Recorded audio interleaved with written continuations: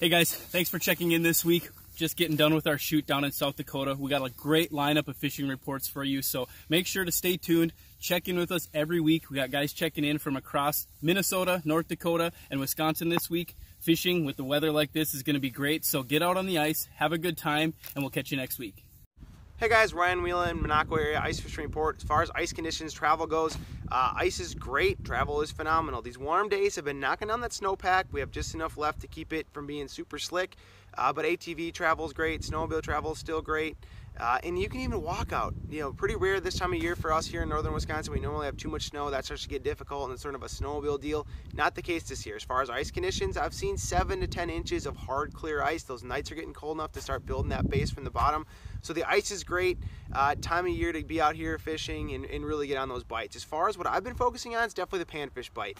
Bluegills have been a little tricky because they've been hard to find. When you can find the bluegills, they're biting good.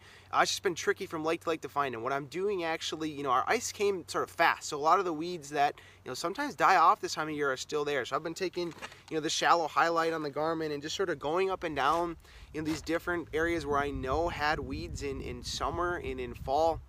And I'm drilling in there, checking with the camera if the weeds are there. That's what I'm focusing on. If the weeds have died off, I'm focusing on that first piece of structure outside of that. It could be, you know, the end of a point.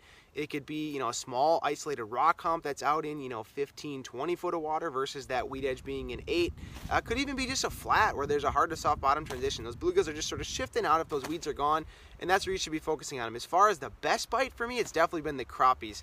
The crappie bite has been phenomenal certain times of the day. If you're looking for when to get out, definitely that first 30 minutes before light, and then an hour and a half into light, and then, you know, even better so has been the last hour of light at the end of the day into, you know, maybe that first 30 minutes of darkness. That bite has been absolutely lights out with larger spoons. You know, I haven't even really messed with jigs, plastics, anything like that. They've been inhaling spoons. As far as where I'm finding them is not all the way out in that deep basin. I'm finding them sort of in that first transition before the deep basin.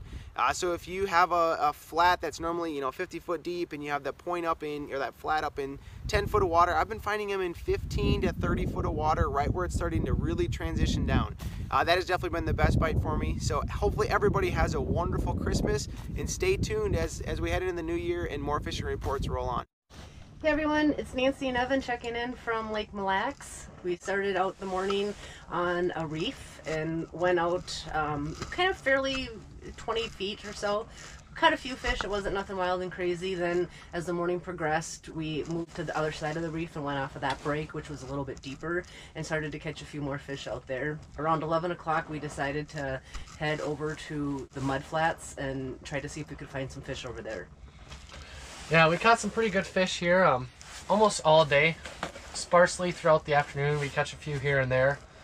Tip-ups and set lines seem to be the go-to during the day, and as the night came, the jigging bite kind of heated up.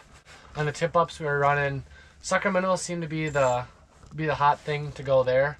But anyways, we caught those fish during the day out in the edge of the mud flat in that 32 feet, 33 feet range. And as the night progressed and got later, we slowly moved up, and now we're sitting on top in that 25 foot range.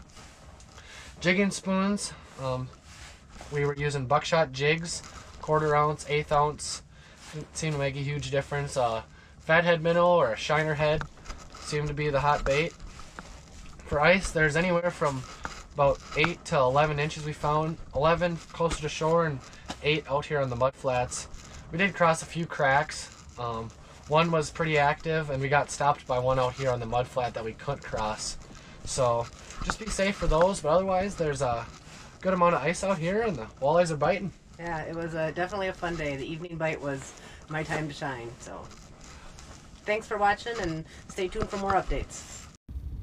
Hey guys, this is Derek Tintis with Tintis Outdoors and Fish Addictions. This weekend we're going to be fishing north of Alexandria on a small little lake. We're fishing all day today. We've caught bluegills anywhere from 12 feet of water to 16 feet of water. And how we're fishing them is we're using a 64th ounce or a 32nd ounce spoon, glow red, blue, chartreuse, any of those colors. We're tipping them with some ear larvae. It's going to be a fun weekend. It's going to be warm out. We're going to be fishing with some kids and some people that have never been ice fishing before, so it's going to be a blast.